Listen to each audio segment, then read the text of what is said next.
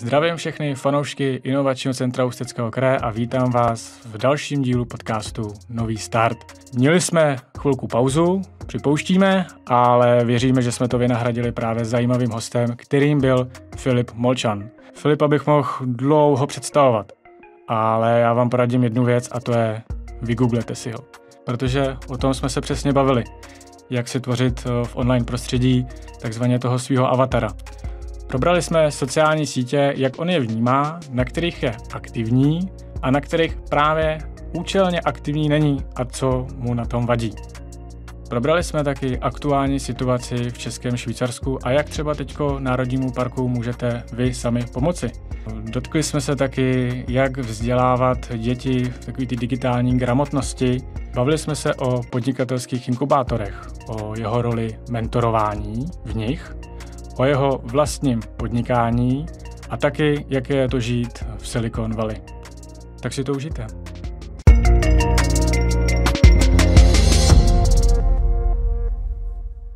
Ahoj Filipe.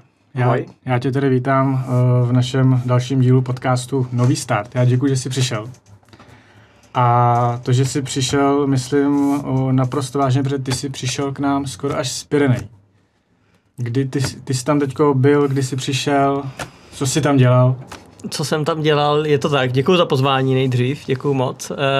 Vrátil jsem se před týdnem a kousek a vyrazili jsme tam, že jsme si dali při pálení čarodejnic asi rok zpátky, nás napadla po pár panácích a pivech taková super myšlenka, že bychom mohli přejít Pyreneje od Středozemního moře k Atlantiku, tak jsme se tam letos vydali.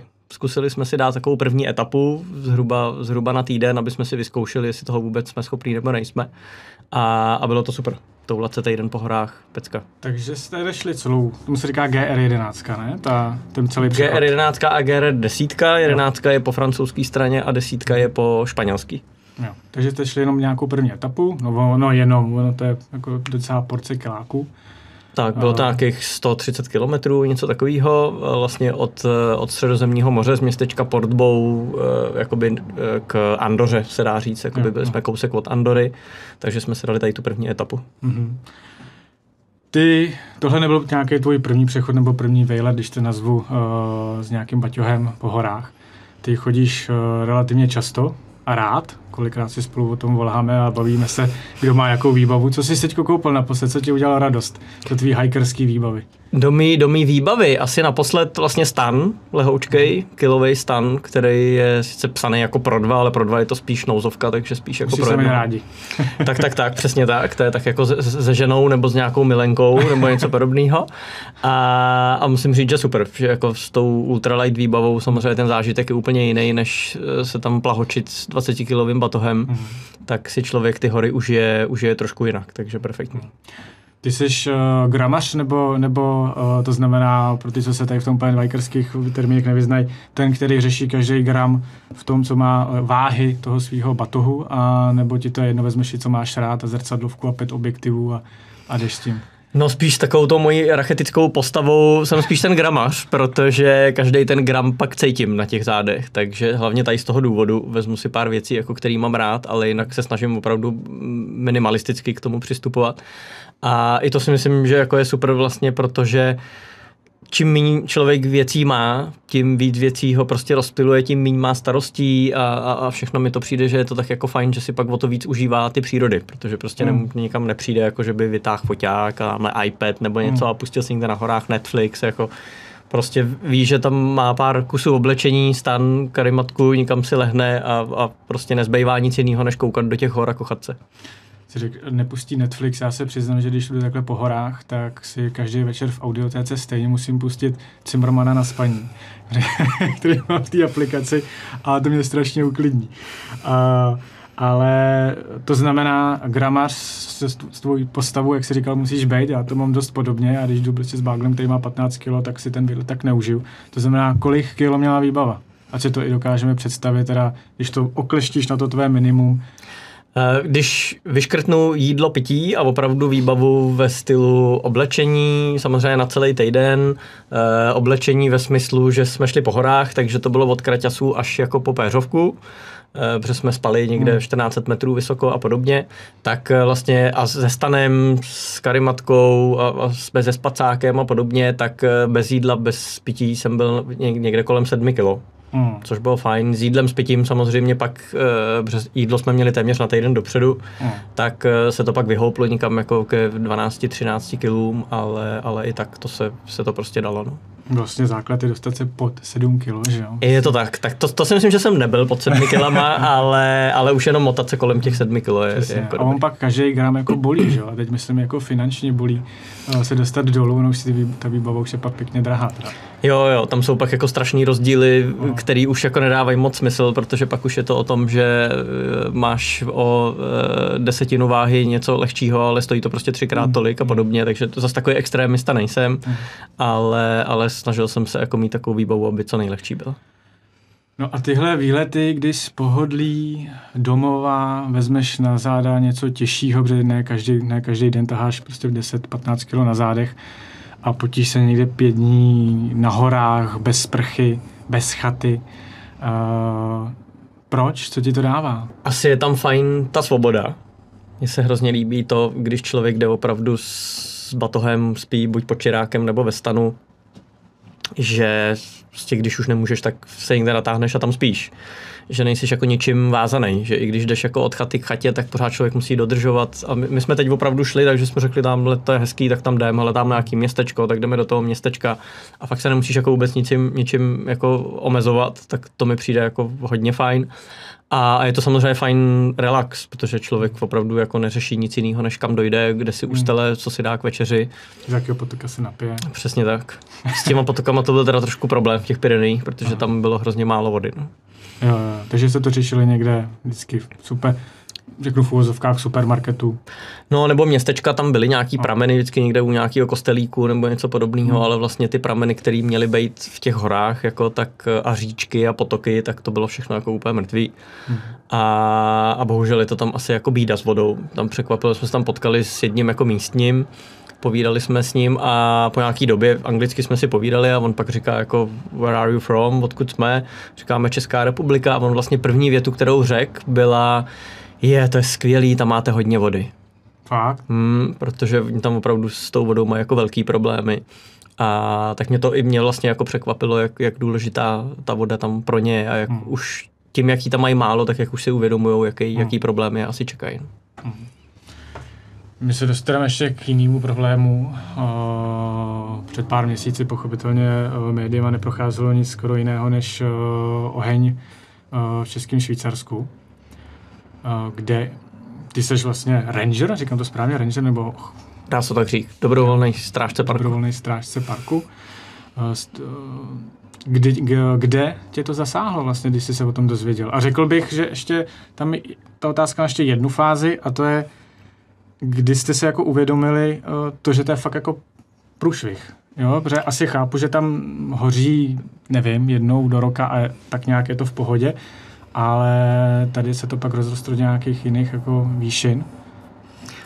No, my máme nějakou skupinu na Facebooku, kde jsou jako všichni strážci a tam si jako sdílíme informace, co kde na co narazí a podobně, takže už vlastně ten první večer, kdy se jako, nebo vlastně ten požár byl odhalený někdy ráno, tak ten den večer, když se pořád jako šířil a vlastně nebylo to jako úplně pod kontrolou, tak jsme byli v terénu a koukali jsme se na to a to už bylo víceméně jasno, jako že to bude průšvih, protože většinou tady ty požáry, když byly v minulosti, tak vlastně začínali velice podobně, ale ten průběh byl takovej, že za půl dne nebo už za pár hodin prostě bylo jako jasný, že to ty hasiči jako budou mít nějak pod kontrolou, že se to tam nějak proleje a bude to v pohodě, ale tady vlastně se to prostě opravdu šířilo pořád dál a dál.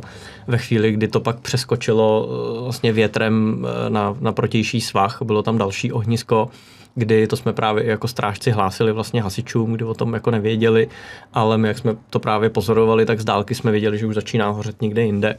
Tak v tu chvíli už jako bylo zřejmé, že to bude asi jako velký průšvih a vlastně o den později, když už to bylo vlastně asi ta nejhorší doba, tak to jsme večer vlastně koukali na to, jak už je Pravčická, všude okolo vlastně hořejí ty lesy A říkali jsme si, že Sokolí hnízdo a Pravčická, že do rána prostě jako nebudou. Jsme vlastně nikdo jako nevěřili tomu, že by to jako mohlo Sokolí hnízdo přežilo a to beru opravdu jako zázrak, protože do dneška to vidím před sebou, jak jsme na to koukali, že opravdu hořelo za tím Sokolím hnízdem, před ním, pod ním, nad ním, jo, všude prostě vznikal ten oheň.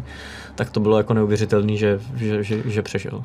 A ten zázrak by si přisoudil práci těm hasičům, anebo nějakým okolnostem? Tam se vlastně ani nehasilo, takže to si myslím, že opravdu jako štěstí, asi obrovský štěstí. A nebo samozřejmě nějaký vlivy, a tomu zase tolik nerozumím, ale toho prostě se to tam nedostalo, je to hezky schovaný mezi skalama a myslím si, že hodně o štěstí. No. Protože i hasiči říkali, že jako ten večer, že jako moc nevěří tomu, že ráno tam bude stát ten barák. A vlastně následující, já už to nepamatuju přesně, ale 3, možná 4 dny, nikdo nevěděl o tom osudu Sokolího hnízda, protože to bylo zahalené v kouři, nedalo se tam dostat, takže vlastně dlouho se jako nevědělo, jestli přežilo, nepřežilo a tak, takže to... Ty jsi byl nějak v ohrožení, protože ty bydlíš blízko, nebo teď můžu říct blízko Českému Švýcarsku, nebo v Českém Švýcarsku? Prakticky v Českém Švýcarsku, Doubice je v Českém Švýcarsku. Jsme samozřejmě úplně na druhé straně Národního parku, takže byli jsme... První dny jsme si říkali, že jsme relativně daleko, ale nějaký ten 3. den nebo kolikátej, kdy začalo odpoledne jako hodně foukat, tak když by takhle vydrželo jako foukat ještě den, 2, tak bychom ten oheň měli nejspíš na druhé straně Národního parku, protože to byl jako takový fofr, že to by bylo velice rychlý. Takže měl jsi normálně jako doma rodinný scénář, co kdyby? Měl jsi to asi v hlavě, jo, ale jako měli jste to doma jako rodina takhle. No, úplně ne, spíš jsme řešili, protože jsem ještě v zastupitelstvu obce, tak jsme spíš řešili jako v obci, jak prostě tu obec ochránit, takže jsme řešili prostě, kde by se udělali jaký průseky, jak by se to nechali jsme rychle posekat louky okolo obce a podobné věci a vlastně tady na to úplně jako ani nebyl jako moc čas a myslím si, že jsme věřili tomu, že i kdyby se to rozšiřovalo dál, takže se nám to podaří prostě někde zastavit. My jsme měli, Doubice má tu výhodu, že kolem té obce jsou louky, takže tam přece jenom je nějaký prostor, jak s tím jako bojovat, jo? Že to není jako Mezná, která je opravdu uprostřed lesů, jo? Janov, který jako vlastně hned u Soutěsek kolem nejsou žádný louky, takže tady v tom to je trošku výhoda pak. No. Je možné tyhle spálené místa navštívit, nebo je to pořád uzavřený? Teď už vlastně je otevřená i Pravčická, jsou zavřený ještě Soutěsky s lodičkama, ale Pravčická je otevřená, takže tam se dá jít podívat a tam se jde jako vlastně tím prostorem, kde to jako téměř nejvíc hořelo, takže tam se jde tím spáleništěm, takže dá se tam jít podívat. Ty jsi to procházel už? Já jsem tam byl před x dny, takže já jsem to tam nějakým způsobem viděl. No. A vnímáš to jako takový pocit smutku toho, co tam bylo, nebo tam jako vidíš trošku to, jak se teď hádají kolem toho, že to je takový jako restart k tomu lesu nebo k tomu místu. Co tam jako máš za emoce, když procházíš tím místem? Ty, který vlastně tohle místo chráníš a... Já to mám asi emoce, já mám rád jako divokou přírodu a jak jako cestuju různě po národních parcích po světě, tak tam je to taky vlastně požáry jako součást nějakého koloběhu. Takže já to nevnímám jako z pohledu té přírody jako nějaký jako průšvih. Já to vlastně beru, že to je součást toho, co se prostě v té přírodě může stát. Samozřejmě můžeme se bavit o tom, jako proč to vzniklo, kde asi jako v tom příroda úplně prsty neměla. To jsem se chtěl zeptat, no. Jestli už se zná jako příčina?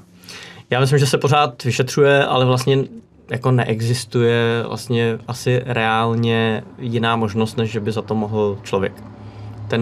Ten důl nebo to údolíčko, kde ten požár vzniknul, je jako víceméně známý tím, že se tam přespává, že se tam paří, protože to je vlastně první, když půjdeš na výlet do Hřenska, dáš si tam pár piv, zajdeš za roh. No jasný, no, bohužel to... Takže jako je víceméně jasný, že zatím stojí jako člověk. Jo, jestli úmyslně, neúmyslně, nebo jakým způsobem, jestli tam někomu prostě odhodil nedopalek, nebo jestli prostě tam byla lahev, od který sluníčko zapálilo něco. Jako těch scénářů asi může být víc, to uvidíme, to se snaží na to přijít, ale každopádně zatím stál člověk. Je možný teďko ještě nějak pomoct? Teď myslím finančně, nebo ty si rozjel vlastně ten e-shop, nebo myslím ty s nějakou komunitou. Jak teďko můžeme pomoct Českému Švýcarsku? My děláme nějaký projekt České parky, to se netýká jenom vlastně toho požáru, i když tam je teď nějaký merch, který je vyloženě jenom o požáru, jehož výtěžek jde jako na nějakou podporu právě jakoby obnovy třeba ty infrastruktury a podobně.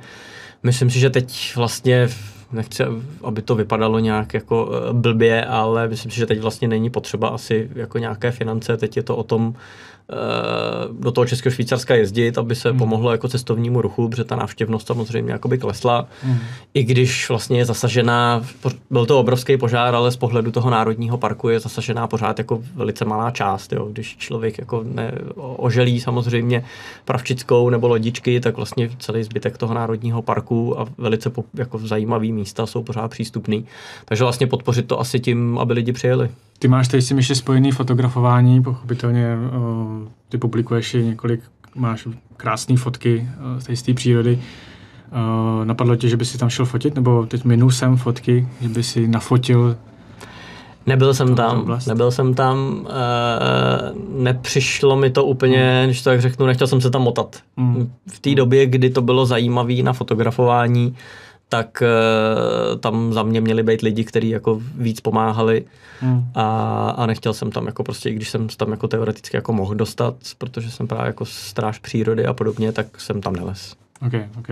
A já tady to trošku přesunu tuhle debatu někam do pozitivna trošku. Ačkoliv jsme si řekli, že to té přírodě to určitě pomůže. A to je nominace v Křišťálové lupě. Říkám to správně, že to je v kategorii osobnost českého internetu? Něco takového, jo. A to je za tvou twitterovou komunikaci, nebo... Vůbec nevím. Vůbec nevíš. Tak to je skvělý. Vůbec nevím, dozvěděl jsem se to z tweetu Křišťálovky, když jsem právě les v Pyrenejích po horách. Takže bylo to jako velký překvapení, milý samozřejmě. Takže ti přišla notifikace, že ti Křišťálová lupa označila, tam si přečet v horách někde. Tak. Tak to je skvělý. Ale ty jsi hodně aktivní na Twitteru i na LinkedInu. Odstřihnul si Facebook, Instagram, asi předpokládáme TikTok. Jo, tam taky nejsi. Tam jsem jako nikdy asi vlastně ani nebyl, to jsem se tak jako podíval, jak to funguje, ale to bylo tak všechno. Čím si ty zasloužil ten Twitter a LinkedIn, že ty tam komunikuješ a ostatní sítě si zavrhnul?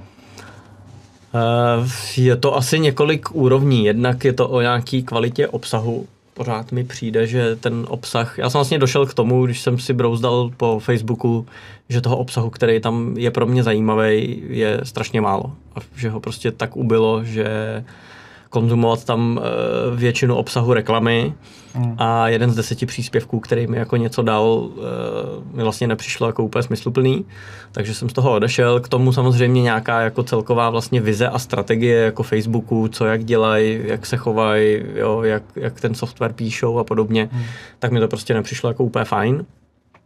To a samý se samozřejmě týká Instagramu, to a samý se týká TikToku. I přes tu tvoji fotografickou vášeň, jakože ten Instagram pro tebe má tu hodnotu? I přesto. Mám prostě k němu takovej, už bych řekl, jako sociální odpor, nebo nevím, jak to říct, jo.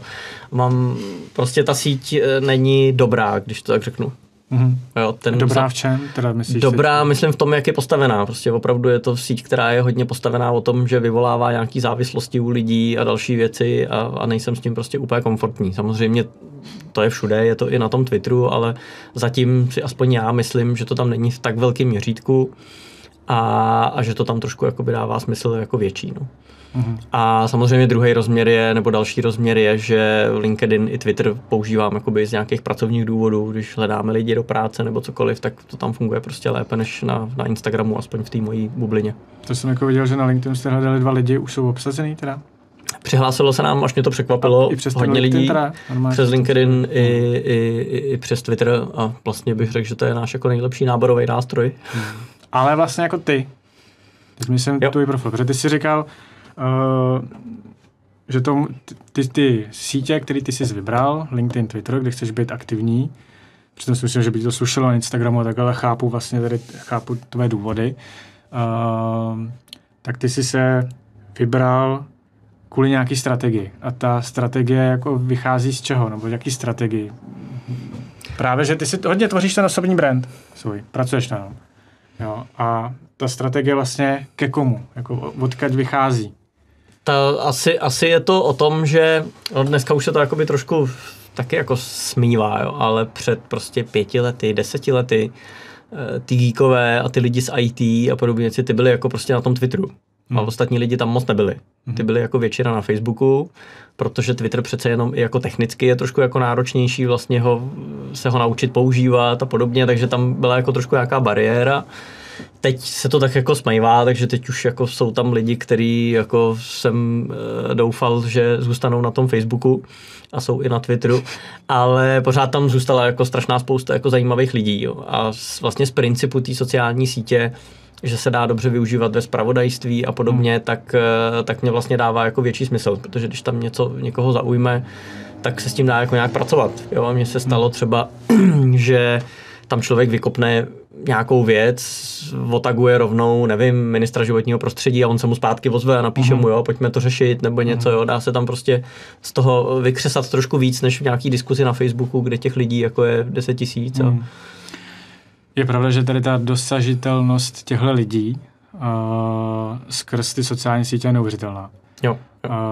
Navíc ta možnost, když někoho obdivuješ a přes sociální sítě se s ním jako tím člověkem obklopíš, jo, plácnu, sleduješ jeho blog, začneš si sledovat jeho sociální sítě, dejme tomu, že vydává newsletter, jo, a teď to všechno tady to věci dáváš dohromady, sleduješ ho, kde byl v jakých podcastech a dokážeš se tím člověkem tak obklopit, že ti připadá, že ho fakt jako znáš, že se teďko aktuálně nedivím těm dětem, že prostě třeba ty youtubery vnímají opravdu jako své kamarády. Já to tak vnímám. A dostanu se k jiný věci a to je ty máš 2 děti a jak ty je učíš pracovat s těma technologiema. Protože přece jenom je to skvělý nástroj, ale stejně jako ten oheň. Jako může to být, když to přežene špatný pán. Takže ty máš nějaký pohled na ty sociální sítě. Ať jsou to sociální sítě, ať je to TikTok. Mají TikTok? Ne. No, takže jak vlastně ty tady s tím pracuješ? Jak vychováváš tvoje děti k technologiím? No, je to těžký, je to boj. Je to, protože samozřejmě čím víc člověk o tom ví a pochopí, jak ty sociální sítě fungují, jak jsou vyvíjený, jaký jsou jejich cíle, tak tím vlastně je to takový děsivější a tím by byl nejradši, kdyby to ty děti vůbec nepoužívaly. Ale to zase v dnešní době si myslím, že úplně nejde.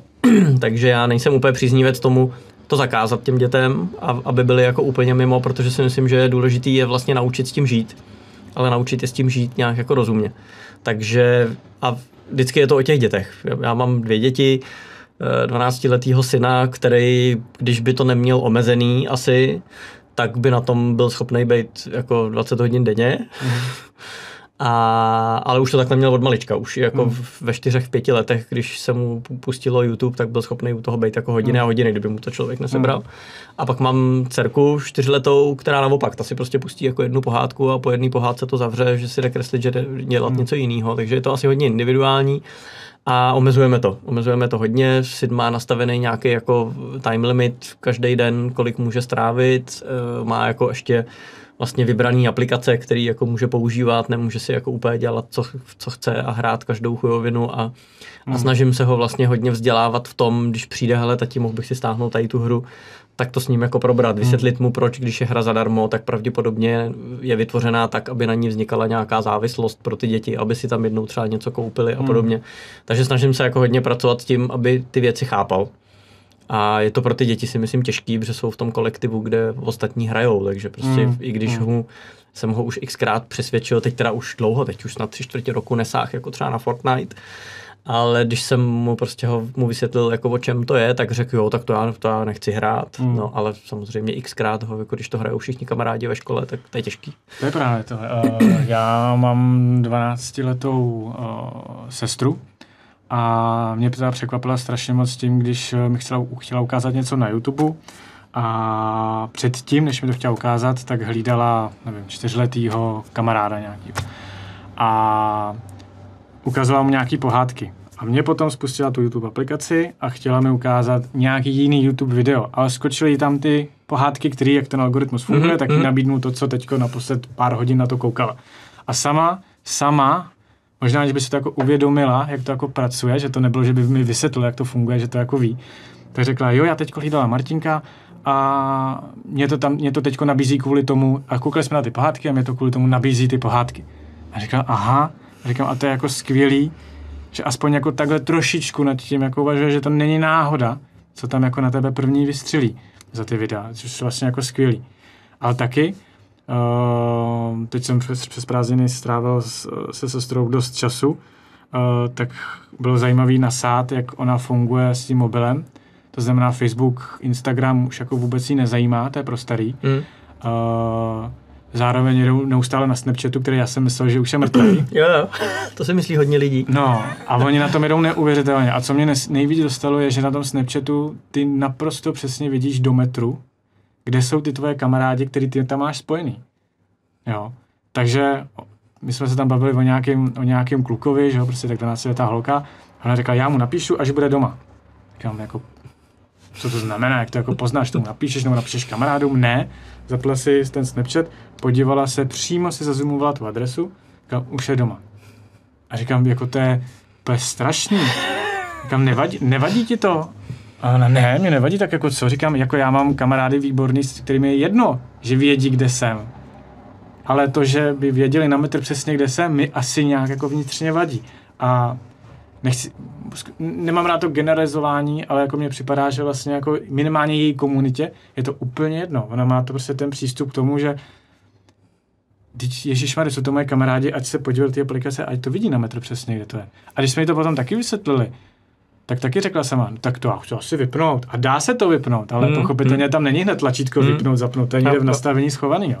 A o tom si myslím, že to je o tom, a to si myslím, že je zatím jako podceňovaný i jako ve školství u nás. Vlastně ty děti vzdělávat a vysvětlovat jim, jaký jsou ty možnosti, protože oni to nevidějí. Oni přesně si řeknou, kamarádi, já mám taky kamarády na Find My Friends, jako u Apple pár kamarádů a vidíme se, kde jako jsme. Ale stejně tak si uvědomuji, že jako někomu, koho neznám, nebo koho znám chvíli, bych jako nikdy nezdílel lokalitu, že jo, a podobně, tak vlastně upozornit je i na ty úskalí a na další věci a to si často jako neuvědomujou ty děti. No. Když jsme u těch chytrých telefonů, tak já myslím, že ty jsi zažil, je to strašný, co řeknu, jo, jako než před 10 lety by se nám smáli. Ty jsi zažil měsíc bez telefonu chytrýho. Jaký to bylo? Hele... Ty jsi to testoval nějak a pak si o tom psal. Jo. Bylo to... Já si myslím, že v téhle době je to jako vlastně těžký už. Kdybych neměl... Z toho očekává. To, že ti napíšu na WhatsApp, na Messenger, očekává se, že se za vteřinu mi napíšeš, že vidím, že jsi odepsal. Promiň, skočil jsem. Člověk si úplně odvykne na jako základní věci. Já kdybych asi nebyl v práci, kdybych neměl jako zaměstnání, dělal někde, nevím, pasáčka kos, nebo někde, tak tam, kde člověk nepotřebuje být úplně jako na příjmu a podobně, tak si umím představit, že to jako ještě pořád dneska jde, když to jde hůř a hůř. Protože tam má člověk od letenky přes platební kartu, prostě všechno, jako, tak se to jako utahuje, že vlastně žít bez toho telefonu chytrýho je jako strašně těžký a strašně nepohodlný. Ne asi těžký, ale nepohodlný. Takže mě tam chyběly jako věci samozřejmě jako mapa. Najednou jsem šel jako do parku a já chodím takovýma místama, kde se člověk jako snadno ztratí. Tak najednou se člověk jako musí víc hlídat, jo? Nemůže se spolehnout na to, že vytáhne mapy.cz, který má v offlineu a podívá se, kde je, jo? Chybí najednou prostě udělat si fotku. Jo? A takovýhle věci, takže je to, jako dá se to, samozřejmě, dá, ale vlastně já jsem došel k tomu, že vlastně tím nejvíc jako trpěli ty lidi kolem mě. Přesně tak. Že jako já bych byl asi schopen jako bez toho fungovat, ale ty ostatní ty to moc rádi neviděli. To, že trpí to okolí, to jenom vždycky ukazuje to, že když já s mojí rodinou někam jedeme, tak můj táta chce, abychom nasdíleli na WhatsAppu tu aktuální polohu a on mohl vidět, kde jedeme. Yeah. Tak jako, proč? Tak jedeme do Rakouska do hor, tak to nepotřebuješ. No, abych chtěl jako jak prostě někam. No. Dokážeš představit, že trpí, jak řekl jsi hezky, že trpí především to okolí. Jo? Protože oni nemají, ty si najednou odštípnul strašně moc vazeb, že jo? Tak. A ty seš teďko na té Nokia 3310, nevím. Co jsi používal za telefon? No, něco takového, nějakou tady tu Nokia. Tak zase výhoda, že se musel nabíjet, ne? No, to je jako super výhoda. To, úplně jsme si odvykli od toho, jakože... Jo, to je, no. Ale jako bylo tam prostě strašných věcí, jako neměl jsem tam najednou kalendář, jsem neměl jako v mobilu, jako, tak prostě když jsem potřeboval vědět, kdy mám schůzku, tak jsem jako tahal iPad někde z tašky, jako jo, nebo počítač. Jako je tam prostě strašných už v dnešní době, v té době, kdy jsme měli přesně mobil na to volání, k tomu jsme měli nějaký papírový diář, kde jsme měli napsaný, co máme kdy dělat a tak to jako by šlo, ale dneska prostě člověk jde na jednání a půl hodiny předtím mu někde pípne změna pozvánky, že se to posunulo, že je to na jiném místě a podobně a najednou jako co, je člověk jako ztracený. Jako. Nepomáhá zase ten online trošku tomu a ty sociální sítě trošku tomu, že já tebe vnímám spíš jako introverta. Jo. A přitom na těch sociálních sítích tak jako pochopitelně nepůsobíš. Jo, tam sdílíš ty své názory. Tak zase na druhou stranu to ti jako introvertovi vyhovuje, ne? To jako, že schováš za tu síť, za ty 0 a 1. Jo, částečně asi jo. Já asi nejsem, že bych se musel úplně jakoby schovávat, to asi ne, ale často třeba to, když jsem nad tím přemýšlel, tak mě třeba pomáhají i ty sociální sítě vlastně a otázka, jestli to je pozitivní nebo negativní teda, jo, ale pomáhá mi vlastně třeba i na Twitteru to, když má člověk jako blbou náladu, tak udělám nějakou hezkou fotku, dám to tam a teď tam ty lidi píšou, ty žiješ prostě v úžasném místě a takový, tak si říká, asi mají pravdu, no, tak je to tady asi hezký, tak vlastně dobrý, jo, že vlastně i nějakou takovou závistička potřebuješ. Prostě. No, asi ani ne, ale vlastně potvrdit od někoho jiného třeba, jo, jako vlastně jaká je ta realita, je to vlastně i trošku jako se podívání mimo tu svoji bublinu, i když v těch sociálních sítích samozřejmě člověk má nějakou bublinu těch lidí, kteří se jako obklopujou. Ale třeba ten Twitter je tady na to fajn tím, jak je to jako všechno opravdu veřejný, tak tam ti napíše jako každej. Takže občas je to dobré jako i výlet do nějaký jiný bubliny. No tím si vlastně nakous ten dopamin, že jo, který se ti naleje do krve, když prostě vidíš, jak tě ty lidi ostatní adorujou, ať jsou to lajky nebo komentáře, jak to máš krásný. No to je vlastně tak, to je stejný způsob jak na Instagramu, ne? Tak v čem ti vlastně... Je. Hele, asi oproti tomu Instagramu na tom Twitteru vidím to, co chci vidět, protože pořád je tam nějaká podpora pro timelineu, kde to není podle toho, co mi algoritmus připraví, takže to je jakoby jedna z věcí. A to si myslím, že je hodně důležitá věc. A pak jak se s tím dá pracovat, no já jakoby se snažím to používat nějak jako rozumně, takže prostě mám vypnutý všechny notifikace a všechno. Ale je to těžký, samozřejmě jako pořád tam, jako já si myslím, že samozřejmě jako jsem závislej na sociálních sítích, jsem závislej na zpravodajství, jako prostě xkrát za den se jdu podívat na zprávy, co je kde novýho, prostě hledám tady ty věci, které vlastně pro mě v tom reálném životě 90% z těch informací jsou naprosto nepodstatný, jako nějak neovlivňují můj život, neovlivňují to, jestli se budu mít jako zítra líp nebo hůř, nebo budu mít lepší, horší náladu. Takže tady ty věci určitě tam jako existujou a bojuje se s tím jako těžko, si myslím. No. Já jsem jednu chvíli chtěl, protože byl takový trend, že prostě odstřihněte to zpravodajství, protože stejně negativní, stejně ho neovlivníte a stejně to ten váš život úplně jako nezlepší nebo nezhorší. Takže mi pak připadá stejně jako s tím mobilem, že odřízneš ten chytrý telefon a trpí tím ty okolí trošku. Víc než ty, tak mi to připadá stejně s tím zpravodajstvím. Jakože ty, když nejseš aspoň trošičku všeobecné informace, že by si měl, co se teďko děje. Možná, že teda že někde hoří, jo, by si najednou říkal, jako, co to tady je za smrad, jako tady někde ve středních Čechách, aha, někde na severu hoří. Jo. Tak mně připadá, že třeba, že ani tohle jako už moc jako nejde. Jo? Že by si byl bez informací toho, co se kolem tebe děje. Je to asi o té míře. Já jsem zkoušel jako i mít vlastně předplacený papírový noviny a zkusit jít jako tím stylem si jako jednou za den jako projít ty noviny a nekoukat se pak jako v tom online, co se děje. Ale já jsem to třeba jako nevydržel, no. Já jsem člověk, který jako rád ví, jako co se děje a někdy to je jako extrém, když prostě začala jako válka na Ukrajině, tak jako první 3 dny jsem to sledoval jako na Twitteru právě. No a tam to bylo víceméně jako v přímém přenosu, jo. To bylo až jako děsivý. A po 3 dnech jsem říkal, no tak hele, to asi nepůjde, tyjo, nemůžeš z toho spát ani pomalu, tak to se bude muset jako k tomu člověk postavit nějak jinak, jako jo. Takže asi jsou různý úrovně, jakoby jak to zpravodajství jako zpracovávat, jak k němu přistupovat. Ne? No ty děláš taky takový malý zpravodajství a to je tvůj newsletter z lesa. Zprávy z lesa. Zprávy z lesa. Jak jmenuje se to přesně? Zprávy z lesa? Zprávy z lesa. Zprávy z lesa. Jo. A co vlastně tohleto pro tebe znamená teď ten projekt? Proč ho děláš? Proč si jednou, nevím, týdně, měsíčně? Jednou za 14 dnů? Jednou za 14 dní sedneš k tomu a taky připravujeme newslettery. A není to sranda, je to časově náročný, tak proč? Hele, vlastně patřilo to k nějaký strategii, jak opustit sociální sítě, takže začal jsem ho vydávat v době, kdy jsem opustil právě i ten Facebook a další kanály, protože jsem vlastně oznámil na Facebooku, že jako odejdu. A napsalo mi tam jako docela dost lidí právě z toho okolí, zase jako to, že tím trpí jako to okolí, jo, tak mi tam prostě napsali lidi, který mám jako rád a psali mi jako ale tyjo, kde uvidíme fotky, kde uvidíme, co se děje jako v naší obci a podobně, neodcházej a tak jsem si říkal dobře, tak zkusím vymyslet jako nějaký jiný jako formát. Takže je to vlastně nějaká příprava na úplný odchod ze sociálních sítí. Chtěl jsem si to vyzkoušet, jestli vlastně v dnešní době může existovat kanál, kterým se dá lidi nějakým způsobem informovat. Snažím se to psát jako čistě pozitivně, to znamená snažím se tam mít jako co nejméně jako negativních věcí, jako žádnou politiku a takovýhle věci, prostě tak jako uvolněný opravdu nějaký kombinace věcí o přírodě, o podnikání a tak dále. A vypadá to, že to může být asi cesta, protože těch odběratelů už tam mám jako několik tisíc, takže třeba jednou zbyde místo Twitteru a LinkedInu už jenom newsletter. Byl by to cíl? Jako pro tebe? Je to ta meta, kam se chceš dostat? Nebo... Jo.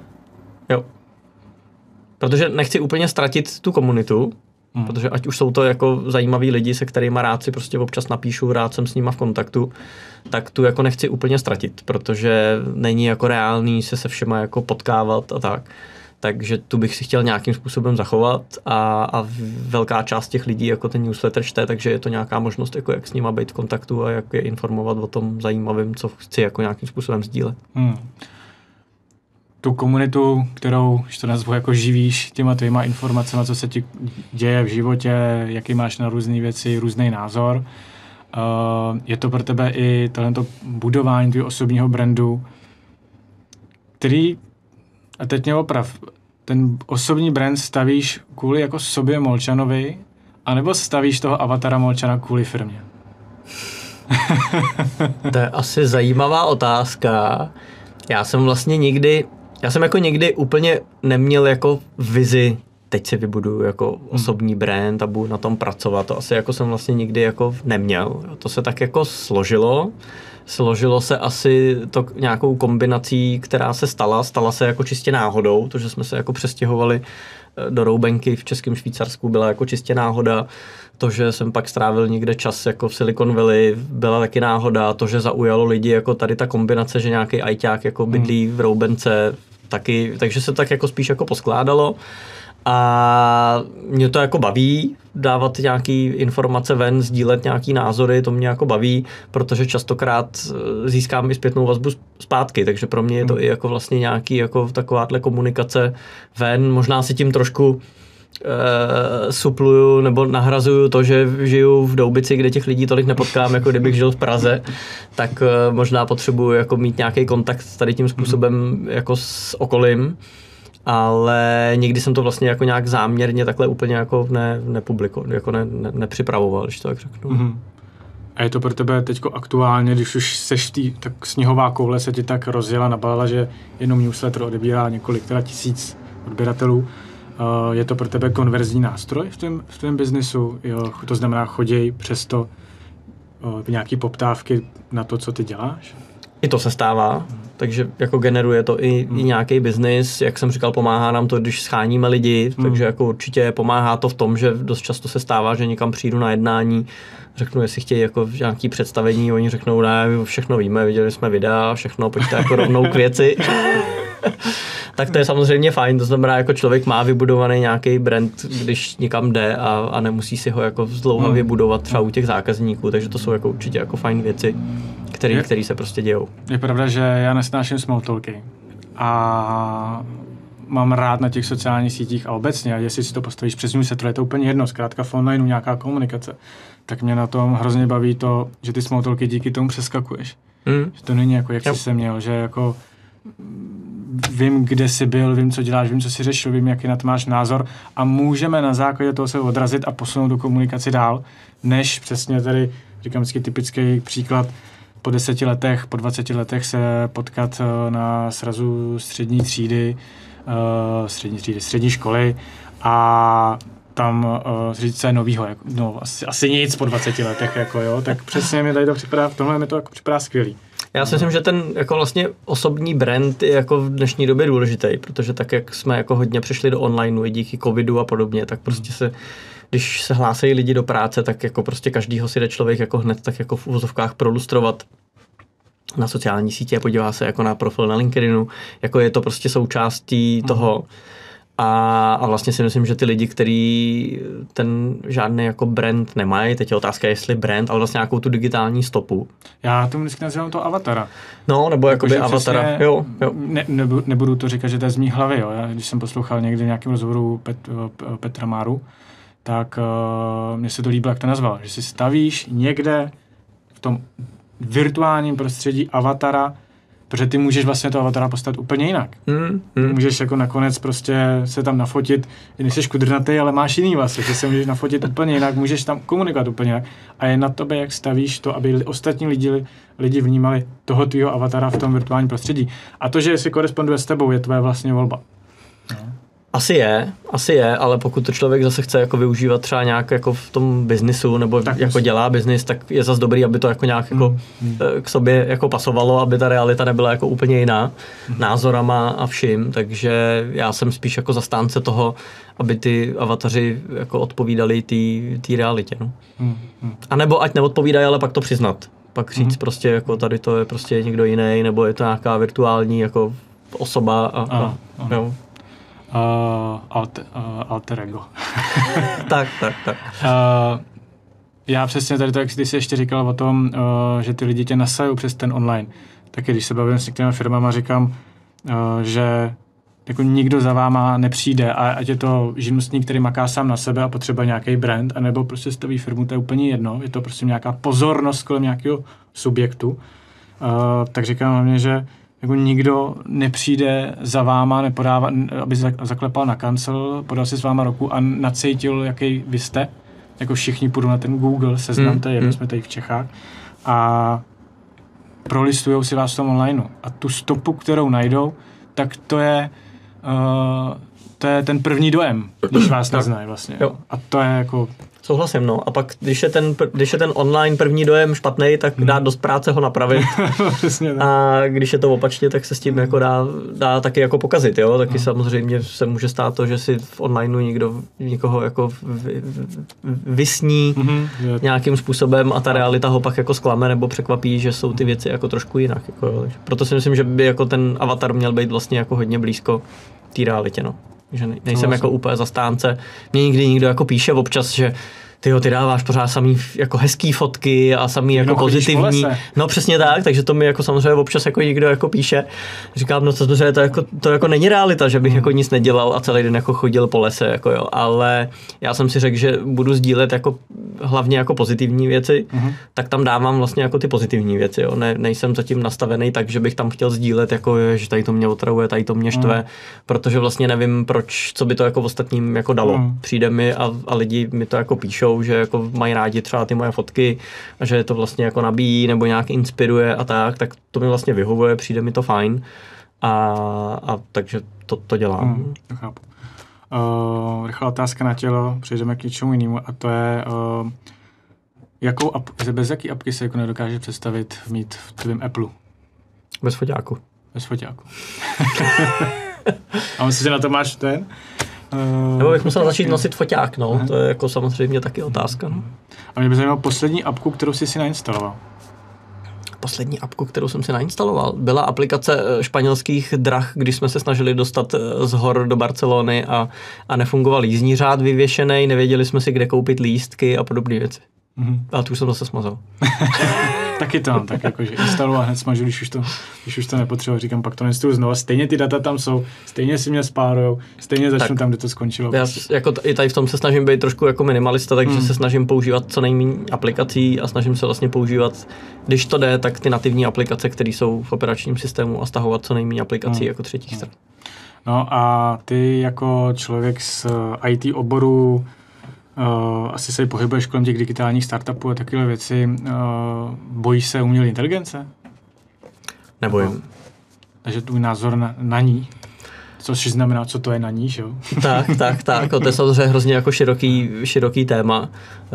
Já si myslím, že to je prostě nějaký další krok v tom vývoji a že když se to dobře využije, takže to bude jako super a samozřejmě asi jako představovat si, že ji nikdo nezneužije a že jako jednou nebude samozřejmě částečně páchat nikde i jako nějaký zlo, když to tak řeknu, je asi naivní, takže to se prostě stane, ale to je jako s těma technologiemi, no. Je potřeba být o tom vzdělaný, vědět, jak ty věci fungují a pak s tím podle toho jako dobře zacházet. No. Když si vezmeš jako vědět, jak ty věci fungují, v principu asi jako můžeš, ale když si vezmeš teďko tu, nevím, si nazývám správně Lambda, umělá inteligence, kterou ten šéf, nějaký ředitel v Google nazval, že to je vlastně už opravdu vědomí, tak to asi těžko jako vysvětlíš, jak tohle to funguje. Asi samozřejmě to už je... Možná jo, ale teď přece celý ten nástroj na složitý statistice, která čte ty věty, má ty slova z miliard bilionů kombinací, to vlastně tvoří. Vlastně nevím, jak bych to dokázal vysvětlit svýmu dítěti. Neber jí vážně, Lambda ti kecá. Jo, teď jsem zrovna koupil synovi knížku právě o umělé inteligenci jako pro v uvozovkách malí děti. Mně přijde, že tady to strašně podceňujeme v tom vzdělávacím systému. Já jsem byl teď jako někdy asi měsíc, 2, 3, možná už se nepamatuju zpátky přednášet někde tady na gymnáziích víceletých ve Šluknovském výběžku právě na téma sociální sítě, bezpečnost na internetu, vysvětlit, jak fungují právě hry, jako freemium modely a podobné věci. To jsou věci, které je prostě nikdo neučí. Jo. Mně tady to přijde jako děsivý, že na každý krabičce cigaret máme jako upozornění, že to zabíjí, ale veselé jako prodáváme nebo dáváme k dispozici hry dětem, které jsou jako naprosto zřetelně psaný a nikdo to vlastně ani netají. Jsou prostě vyvíjený tak, aby tam na nich vznikala závislost, jo, a podobné věci. Takže to mi přijde jako děsivý. A to se týká, myslím, i té umělé inteligence, že vlastně jako to školství je jako hrozně daleko a hrozně opožděně od té reality, jo. Pořád prostě jako před pár lety ještě se učili děti jako dělat v Excelu dobrý, tak to už dneska asi tolik ne, tak se učí jako psát v HTML stránky dobrý, to už prostě zase jsme jako úplně někde jinde, jo. Ty děti by měly přesně znát základy, jak takovýhle věci fungujou, aby si s tím uměli poradit. Jo, to si myslím, že jako je důležitý a že nás možná jednou dožene, jestli s tím nic neuděláme. Já jsem to sledoval právě na tu umělou inteligenci, na tu Lambdu, která udělala nějaký poprask tady v té komunitě, jiný podcast a tam to probírali i z té psychologické stránky člověka a to mě hrozně bavilo, protože to bylo přesně, to nebyl žádný 0 a 1 a jasně vysvětlili tam, že to je nějaká statistika, čte všechny věci na internetu a z toho vytvoří ty věty, ale oni se tam přesně dostali k tomu a proto jsem narážel na to, že to je složitý. Říkal, no odpovězte mi, co je vědomí. Co je vědomí u člověka. Jako nejsme taky jenom nějaký bio-roboti, který reaktivně, ne proaktivně, ale reaktivně reagují na podněty a ze svý statistiky, jak jsme se chovali předtím, vytvoříme tu reaktivní reakci. Není to ono, nedělá tohleto samý i to AIčko. Říkáš, no a seš čudu, nevíš vlastně, co o tom říct, jako jo. Jo, ale já si myslím, že už jenom jako ta diskuze o tom jako je hrozně přínosná. Jenom to, že se o tom někde jako někdo baví a přemýšlí o tom, je jako super. Je pravda, že říkali, první je potřeba definovat, co je to lidský vědomí, což není. Pak se můžeme bavit, jestli někdo nabyl vědomí. Tak. Tak to je tak. No. Ale tam otázky samozřejmě jsou jako složitý a budou složitý. A bude složitý jako je vyřešit, to jsou jako fakt jako challenge pro filozofy a ne jako pro nás, ale pořád si myslím, že se s tím jako nějak dá pracovat, jo. Prostě co tam ještě, co bych chtěl vidět tvůj názor na to, že ačkoliv si řekl, že nejsou to otázky pro nás. A to je, že vlastně se říká, že problém i ty umělé inteligence bude, že to jsou tak složitý a drahý nástroje, že si to můžou dovolit pochopitelně jenom pár firem na světě. Teď přeženu. Určitě ten Google, který už něco takového vytvořil, bude to Facebook a další. A že tím vzniká další jako monopolizace takhle vlastně velmi silného nástroje. Hele, nevím, jako nejsem zas jako v tom tak hluboko, ale zas, když bych se podíval do minulosti, tak tady to se říkalo téměř o všech technologiích. A je jenom podle mě otázka času, kdy se to zlevní tak, že to bude jako k dispozici jako pro všechny. Jo, bylo to tak taky u výkonu počítačového, u všeho. Takže já tady to, myslím si, že nějakou dobu to tak určitě bude, ale že to IT se vyvíjí jako poměrně rychle. A že by to nemuselo jako trvat tak dlouho, aby to bylo dostupné.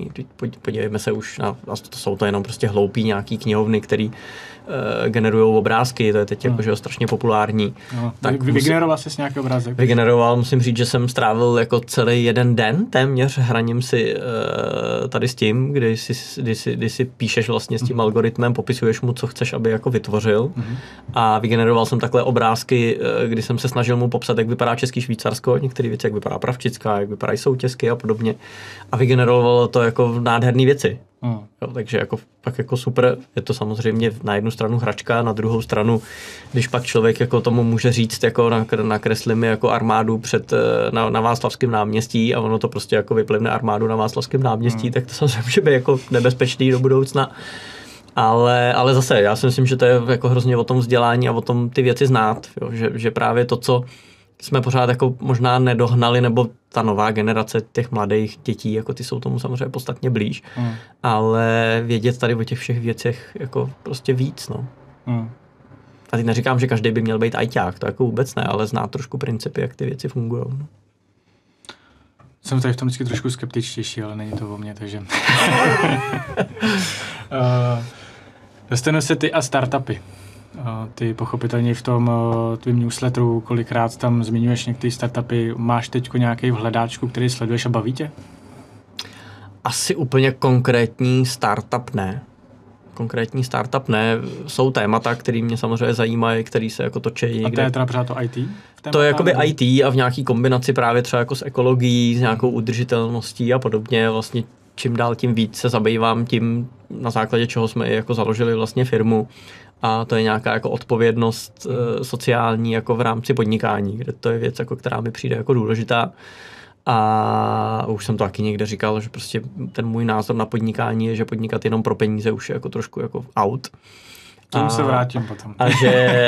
Takže tady to jsou třeba věci, které mě jako baví, aby to podnikání a ty věci, které vznikají, měly nějaký další dopad. Jo, už jsem asi vyrost z toho, když jsem byl před lety v Silicon Valley a byla to taková ta doba, kdy všichni chtěli změnit svět. Všichni to říkali, že mění svět k lepšímu, říkal to i ten Facebook a ta realita samozřejmě je úplně někde jinde. Ta realita je jako vydělat hromadu peněz a jestli to tamhle někomu ublíží nebo ne, je každému jako úplně nechci být prostě. Mimochodem, na to je skvělá debata, možná určitě si ji viděl, věřím, a to je Marka Zuckerberga s Harari, asi pamatuju jenom tady, já si pamatuju vždycky tady z toho, ani nevím, jestli to je příjmení. On je, tři jména má, napsal knihu Sapiens a Homo Deus, skvělý knížky, doporučuji.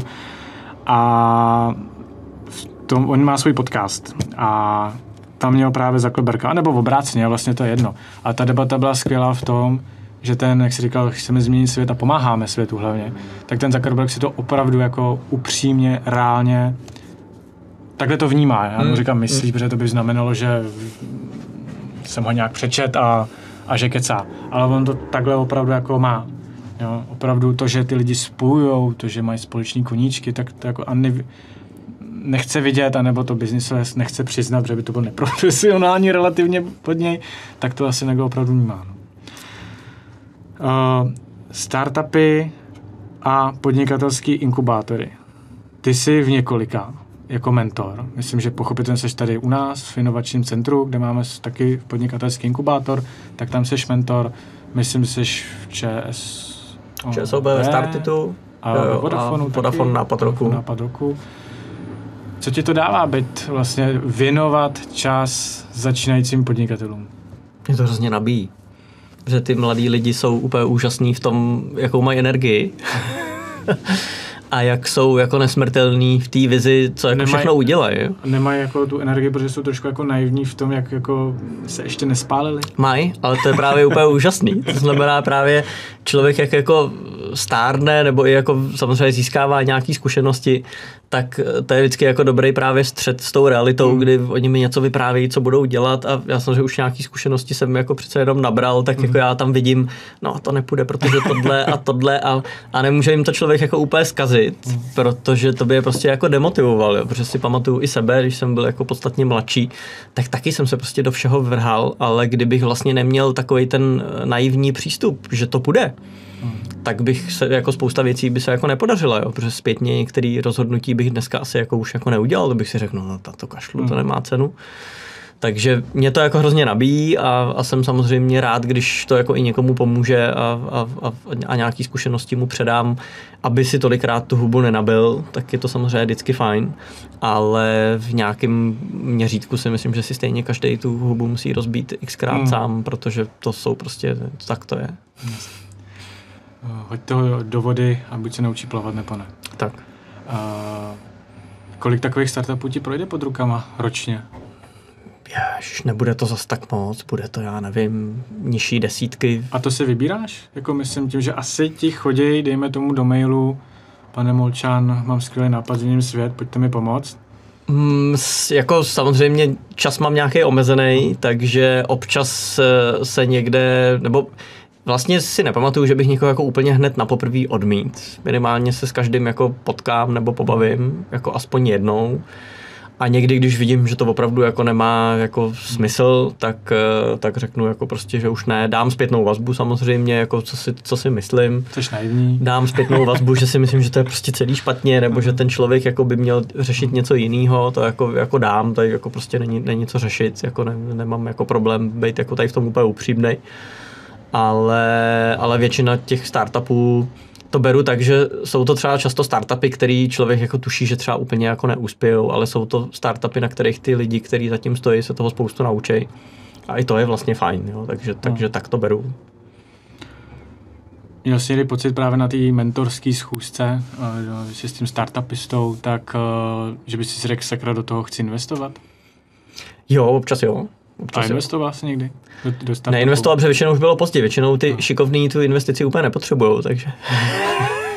Nebo už jí mají zajištěnou, jako jo. Já si pamatuju, když jsme měli ve Vodafone nápad roku, právě třeba Skinners, jako super nápad. A jako spoustu těch startupů, kterým jsem nějakým způsobem na začátku jako dával nějaký rady, tak jsou dneska jako úspěšný. A to člověk prostě vidí. To, jako já si myslím, že většinou to člověk pozná. Párkrát se mi stalo, že jsem si fakt říkal, no to je teda jako blbost, to je nějaký divný, to nezafunguje, jo, nebo něco. A byl z toho úspěch, tak jako občas se to samozřejmě stane. Člověk jako není neomylnej a nemá jako přehled o všem, ale většinou to poznáš jako na těch lidech, jak jsou do toho zapálený, jakou mají energii, jak se tomu věnujou, jo, že to není prostě startup, který dělají 2 hodiny za týden, když zrovna se jim chce a přitom mají práci a podobně, takže... Mně právě ještě připadá, že párkrát jsem se dostal nějakým důvodem do taky role spíš konzultanta na některé činnosti a připadá mi, že ty začínající podnikatelé taky začnou velmi brzo zbytečně rozdávat ten svůj podíl. Jo, přesně, že teda OK, tak když ne peníze, tak nám věnujte čas nebo tuhle radu a tady máte 20%. A tam už to jako smrdí. Je to tak, no, tak jako říká se to hodně, že jako prostě firma by se pouštět neměla. To je vlastně až ten úplně poslední krok, který by člověk jako měl udělat a rozdat jí co nejmíň. Takže určitě jo. Ale je to vždycky o tom, jaký jsou ty očekávání těch startupistů. Jo? Jsou startupisti, kteří to dělají, jako protože jim to přijde jako super nápad a chtějí to jako opravdu postavit a chtějí si postavit firmu a jako nepřemýšlejí o tom tak, že to za 5 let někomu prodají. Jsou startupisti, kteří to takhle mají od začátku jako nalinkovaný, že takhle opravdu mají ten plán, jako já budu stavět firmu, získám nějaké investice, pak to někomu prodáme a tomu to jako přizpůsobujou. Takže je to vždycky o tom jako přístupu, který si kdo zvolí. No a myslíš si, že v dnešní době jako reální se dostat k tomu, že vybuduješ firmu a tu si fakt jako 20 let necháš? Protože mě to... My budeme letos Good Sailors slavit 20 let. To jsem se chtěl zeptat, jak dlouho už to vedeš. Ne, narážím na to, že v jednom rozhovoru Radovan Vávra, doporučuji sledovat, baví jeho rozhovory, ta jeho upřímnost. A on říkal, že to nezávidí té dnešní generaci. Protože když on mohl být ve svém velmi aktivním věku, mohl být spíš ten kopáč a opravdu dřít a ten nápad se vždycky někam dostal. Jo? Začal generovat peníze větší a čím víc makovat, tím víc peněz. A dneska to vlastně pojmenovává, že ty musíš být spíš hledač pokladu a pak tě ten poklad stejně někdo vezme. A teď nemyslím vezme jako ukradne, ale koupí. To znamená, myslíš si, že dnes, jako, a vidíš to tady v Čechách, že jo, obrovský startup, nebo superový startup dostane miliardy nebo desítky milionů dolarů a vždycky tam vstoupí velký hráč, který si jenom udělá háček, aby mu za prvý neutekla technologie, nebo aby do ní viděl, nebo aby to pak příště koupil jako celý. To znamená, věříš tomu, že dneska tady to možný? A teď nemyslím, že budeš mít truhlárnu a budeš mít 20 let, jasně. Jo. Ale nepřipadá mi to, že to v dnešní době úplně jako jde. Já si myslím, že to jde, ale musí k tomu prostě člověk přistupovat podle mě jako jinak. Není to asi ta konfigurace startupu, který jde si někam pro investice a podobné věci, protože tam prostě většinou to prostě skončí s tím, že to jako někdo koupí, nebo to zkrachuje, nebo to prostě jde na burzu, pak už to není tvoje. Jako tam si myslím, že to je těžký, ale když člověk jako podniká opravdu s tím, že ho to baví, dělá to jako víc jako opravdu, nechci, aby to znělo jako klišé, ale opravdu jako víc s tím srdcem, tak pak si myslím, že to jde a jsou tady firmy, které prostě takhle vznikly a které takhle fungovaly a byly jako na tom trhu dlouho. Jo, tam pak samozřejmě, když se člověk dostane už po těch 20-30 letech nikam, tak pak řeší otázky, co s tou firmou dál, jestli to půjde někomu předat, nepůjde někomu předat, jestli pak teda není lepší se jako s někým spojit nebo to prodat, jo, takže pak jako ty otázky asi můžou být jako na místě, ale 20 let mít firmu, mám 20 let firmu a jde to. No a jak ty vidíš, je to ještě brzo, ale generační obměnu nebo prodání? To je právě vždycky těžký. Jo. Je to těžký, já jako nevylučuju žádnou tady z těch variant. Přemýšlíme o tom, jak s tou firmou dál, jestli prostě se jako najít nějakého partnera, s kým se spojíme, aby ten růst byl jako nějaký třeba větší a další věci. A to je asi na každém, no. Já si myslím, že je důležité, aby člověka jako to zase, aby to neznělo jako klišé, ale aby ho to jako bavilo a aby ho to nějakým způsobem naplňovalo. A proto já jsem jako hodně velký jako zastánce právě nějakého sociálního podnikání, kde se tady to dá skloubit. No, protože já si myslím, že jako vlastně podnikat jenom pro ty peníze je... Já si myslím, že to jako někoho možná ano, protože pro někoho to naplnění je v tom, že si jako koupí drahý auta, drahý nemovitosti a podobně a jako je pak spokojený, tak OK. Ale většinu lidí si myslím, že vlastně jenom ty peníze jako nenaplnějí ten život, jo? Že tam je potřeba ještě něco jako dalšího.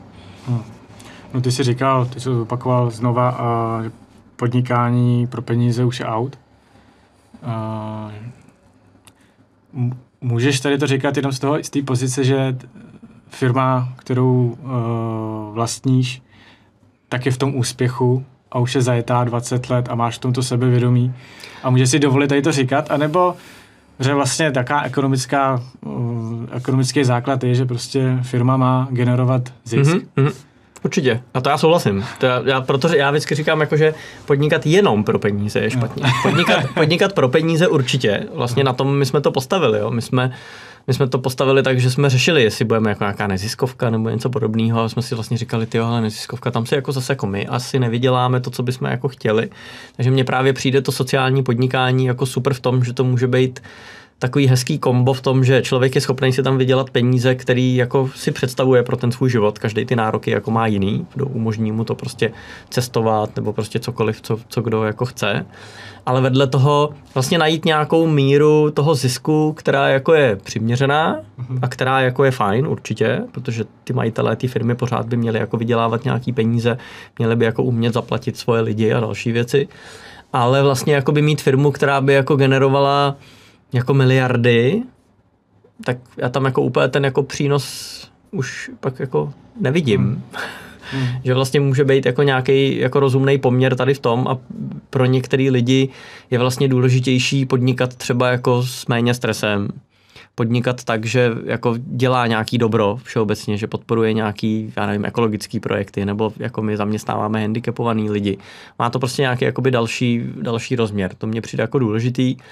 A nám se to jako i hodně jako potvrzuje. My jsme jako vlastně tady to děláme opravdu 20 let téměř a prvních 10 let jsme tajili, že jsme jako chráněná dílna a zaměstnáváme handicapovaný, protože to bylo takový to období, kdy ten, kdo zaměstnával handicapovaný, byl většinou jako podvodník, protože si vzal někde jako na nějaký dotace a podobně. A mě otevřeli oči právě až v Americe, kde jsem se s někým bavil, oni se mi ptali, co děláš, říkám, no mám jako IT firmu, dobrý, a zaměstnáváme tam handicapovaný, wow, no a úplně z toho byli jako hotoví. Jsem si říkal, aha, tak ono to možná jako někoho bude zajímat i, tak jsme to začali jako i říkat, že to děláme.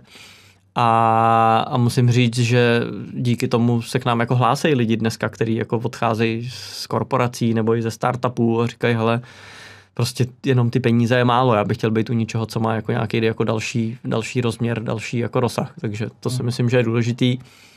A některé firmy se o to snaží, je to dneska jako i móda, že jo, takový ty ESG a podobný jako zkratky, který některé korporace mají a je to spíš tak jako, že někde něco splní, aby se neřeklo kvůli marketingu, ale některé firmy to myslí jako vážně a myslím si, že je to fajn. Přesně tak, přesně tak. Pak prostě si to odškrtnou momentu všechno. No na druhou stranu některé firmy mají, že jo, to, že ty si můžeš opravdu dát skoro rok volna. Nevím, jestli tě platí ta firma, ale ty vlastně můžeš jít do neziskovky pracovat a nějak se tam rozvíjet. Jo. Takový sabatikl na druhou. Jo. Ty jsi nakousl tu Ameriku a v to Silicon Valley. Jak se ti tam žilo a dokázal bys tam představit, jako opravdu žít? Ne tam být na té, já to nazvu blbě, roční stáži pro tebe? Tak... No, bylo to super zkušenost.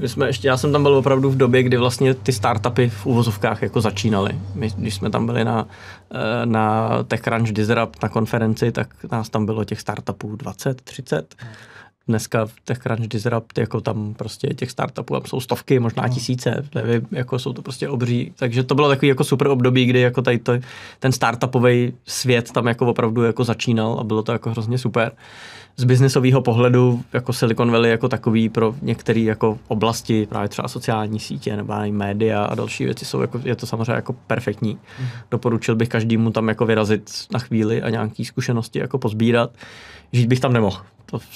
Já jsem tam tak jako vystřízlivěl, takže jsem přijel, říkal jsem si, to je boží, prostě po 14 dnech jsem si říkal, tady to je skvělý, tady odsud už se domů nikdy nevrátím.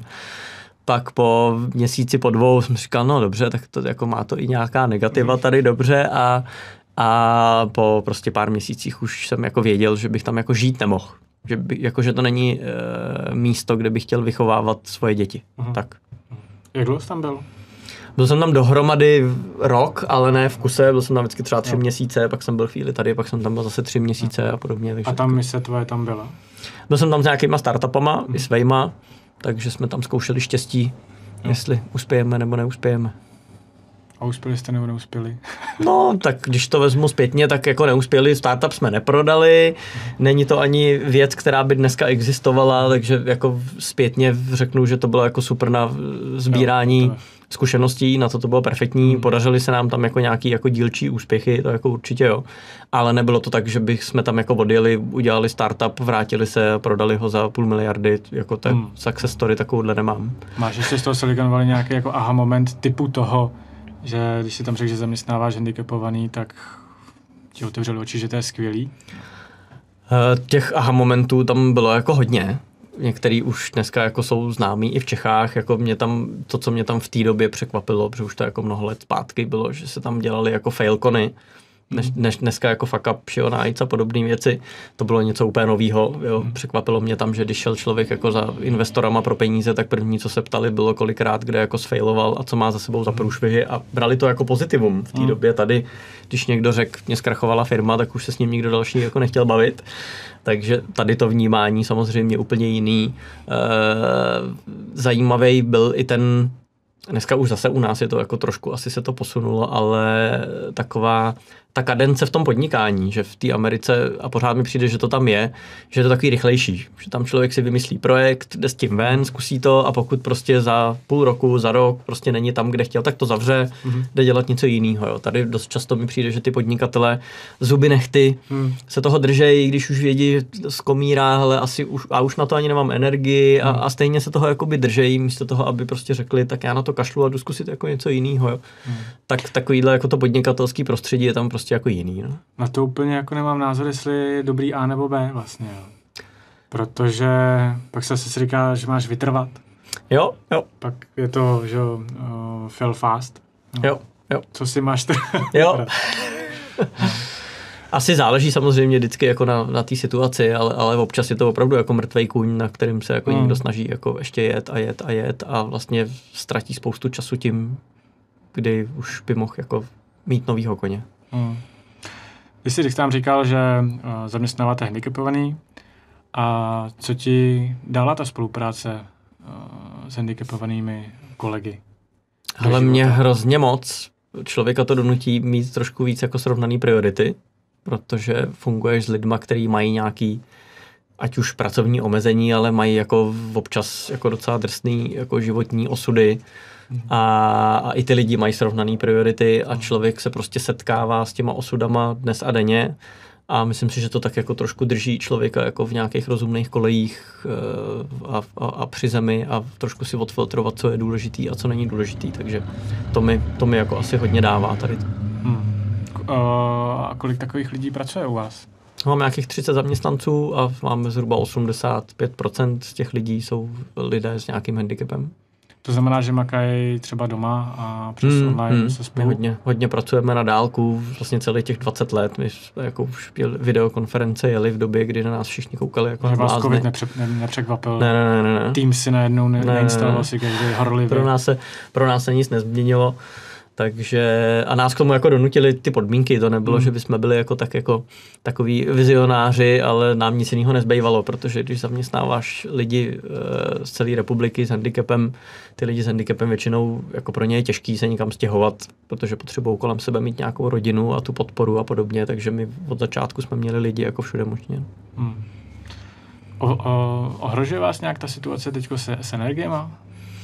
Tvoje podnikání? Nás asi příliš ne. My jako děláme teda jakoby hodně pro energetiku, takže tam teoreticky by se nás to mohlo nějak dotknout a tím se to neděje. Ale tam asi pozitivně dotknout, ne? Jako, že teď potřebujou řešit, hasit věci, tak jim vymyslíte. Na jednu stranu ano, je otázka, jestli někdy začnou jako nějak více třeba šetřit a škrtat náklady a podobně, takže jako je to vždycky, jako samozřejmě každá takováhle krize jako je nevyzpytatelná. Zatím se nás to jako nějak nedotýká. Já mám jednu věc, kterou bych s tebou chtěl strašně rád probrat, a to je, protože já jsem sám nešikovnej. Teď netvrdím, že ty seš nešikovnej, ale z některých rozhovorů jsem to tak nasál, že když jsi se stěhoval z Děčína do té Roubenky v Doubicích, tak si sám říkal, že jsi prostě městský kluk a teď si se najednou ocitnul v chatě uprostřed lesa, ne uprostřed luk.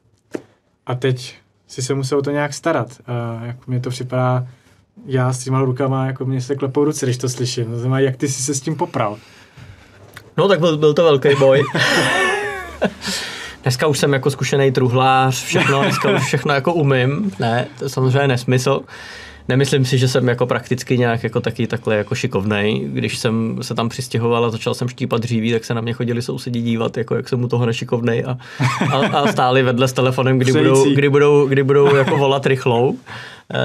Ale některé věci se člověk prostě naučí, takže jako je to určitě jako inspirativní.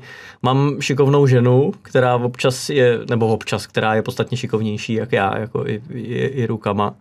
Ale některé věci jsem se prostě musel naučit, takže dneska už si prostě dříví naštípu. Letos zrovna jsem si vlastně jako veškerý dříví naštípal. A je to fajn. Člověka to taky někam jako trošku jako zase posouvá, je to dobrý relax, takže člověk se jako něco naučí, no. Jako jsou věci, ke kterýma jsem asi jako levej a budu navždy. Naposled jsem si, protože jak je člověk jako trošku IT, tak naposled jsem si koupil chytrý termostat domů, že si ho zapojím. Podle návodu jsem ho krásně zapojil a málem nám schořel celý barák, protože jsem to zapojil samozřejmě bez nějakých větších znalostí a druhý den ráno termostat na zdi už jako hořel. Takže z elektřiny a z vody to pořád, když se do něčeho pouštím, tak jako je žena z toho jako velice nervózní. Teď jsem zrovna jako opravoval kotel elektrický, ale jako prostě banální jako opravu. Nějakým způsobem zapomněl jsem přendat jako páky, pustil jsem ho, on se prostě přehrál, takže jsem si prostě zjišťoval, kde se co musí, jako jaká pojistka jako nějak vyměnit a podobně. Takže to bylo jako triviální, ale i tak, když jsem hlásil ženě, jako, která odjížděla do lázní, najdu si YouTube videa a opravím ten kotel, aby fungoval, tak z toho byla trošku špatná. ale zatím topí, takže dobrý. Úplně stejnou situaci máme doma. Takže tak to je. Naštěstí žijeme jako v obci, kde jako je super komunita, mám tam jako kamarády, který když jako potřebují něco, tak přijdou a zachrání mě. No a kam si posunul teda tu vaši roubenku? Teď jsi říkal chytrý termostat, předpokládám, že máš rád tady ty chytrý věcičky, technologie, tak na co jsi pyšnej? Jako kam si to posunul tu vesnickou chalupu vlastně? No, tak pyšnej asi nevím, ono to není jako nic složitýho, ale máme víceméně jako chytrou domácnost doma napojenou prostě na Apple Home, takže máme všude jako chytrý žárovky, které se rozsvěcují, jak potřebujeme. Máme ten chytrý termostat, koupil jsem si druhej, s tím už jsem si nechal poradit. Máme chytrý zalejvání prostě na zahradě a všechno to máme prostě jako z mobilu, máme jako v kamery napojený jako kolem baráku, takže když jsme pryč, tak si popovídám se psem na terase, aby mu nebylo smutno a podobný, jako máme nějaký chytrou meteostanici, která je právě napojená na topení a je schopná jako nějak s tím pracovat, s předpovědí počasí a podobně. Takže takovýhle věci. Máme doma nemáme televizi, takže máme doma nějaký homepody, přes který děti si jako pouštějí hudbu, což jako je super, protože náš mladý jako zná prostě všechny písničky, jejich názvy a interprety, protože jinak si tu písničku nepustí. Takže to jsou takové věci, které vlastně jako pomáhají třeba těm dětem jako vůbec jako se učit anglicky. No, ta Siri je jako tak hrozná, že se musí naučit dobře mluvit anglicky, aby jim rozuměla a tak. Takže spíš takovýhle jakoby hračky, není to jako žádná rocket science. Teď jsem někde slyšel vtip o tom, když manžel přišel domů a teď šeptal manželce něco tajného. Ona říkala jako proč šeptáš? Ona, no, aby nás nikdo neslyšel. A on říká, a teď ta manželka se smála, on se smál, jak je to jako trapný, že šeptají doma. Siri se smála, Alexa se smála.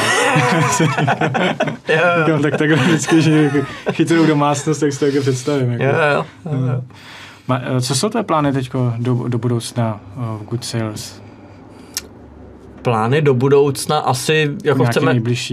Nejbližší přemýšlíme, jak zajistit, aby ta firma nějakým způsobem dál rostla, protože jsme teď vlastně na nějakých 30 lidech, což je aspoň z mýho pohledu taková hranice, kdy se to ještě dá uřídit tak, jak to děláme my, to znamená punkově. A jestli chceme růst dál, protože vlastně asi žádná moc jiná strategie než růstová nefunguje, tak chceme růst dál, tak přemýšlíme nad tím, jak to udělat. Jestli se právě jako najít nějakého partnera, s kým se třeba spojíme, nebo jestli prostě nějak posílit jako ten tým, aby jsme to zvládli sami. Takže to je asi jakoby plán na nějaký nejbližší roky tady s tím něco udělat. A co tam je za ty procesy mezi tím, jak chcete vyrůst? To znamená, že teď to řídíte punkově, teď nevím, řeknu, že jste někde řídíte si projekt někde v Trellu, Freelu, čemkoliv, Asáně, ať tady nikomu nenadržu, Basecampu, a teď bys to chtěl jako zprocesovat tak, aby kdokoliv tam přijde, tak se vlastně jenom další ozubený kolečko, který jenom zrychlí ten ekosystém. No, spíš asi lidsky, že jo. Teď jsme prostě firma, kde jako my jako ve vedení, když to tak nazvu, nebo i ne, jenom ve vedení, každý ví o každém, každýho zná, každý tuší, kdo co dělá, jo. Každý, jako když tam jeden člověk z těch 30 přestane jako pracovat, tak to hned jako to někde jako vypluje jako ven, jo. A tím, že není jako žádná nebo minimální nějaká struktura v té firmě, tak se to dá jako dělat takhle jednoduše, což má spoustu výhod. Jako díky tomu máme některý zákazníky, kteří přesně řekli, jako no my nechceme jako velkýho IT dodavatele, protože těm, když řekneme tady nám něco opravte, tak oni nám řeknou, no, tak nejdřív pošlete objednávku, pro nás to projde tady nákupem, pak to projde tímhle a pak za týden možná se do toho vrhneme. Nám prostě zavolají, tady něco nefunguje, my řekneme, jo, hele, tady Martine, vrhni se na to a udělej to. Takže to má jako spoustu výhod, ale právě to je nějaké omezování v tom třeba růstu, jo? Protože my, když bychom si teď řekli, bereme 10 nových lidí, tak jak potřebuješ ještě jednou Molčana. To by byl jako megapunk, teda už asi. Filipe, já ti děkuju, že jsi vážil tu cestu sem, že jsi přijel úplně ze severa sem na sever k nám. Děkuju moc za pozvání. Děkuju a měj se krásně. Ahoj. Ty taky. Ahoj, díky. A vám děkuju že jste s náma strávili tu hodinku a čtvrt, věřím, že příjemného povídání. A mimochodem pozvu vás na jednu událost, o kterou i Filip mluvil, co ho překvapilo v Americe. A to je to, že se tam lidi nebojí mluvit o neúspěchu, tak Inovační centrum v listopadu bude pořádat Fuck Up Night, která je vlastně úplně na stejném principu. Úspěšní lidi se budou bavit o svých neúspěších. Věříme, že humorně a že vám taky něco přinese. Takže děkuju vám za váš čas a mějte se taky krásně.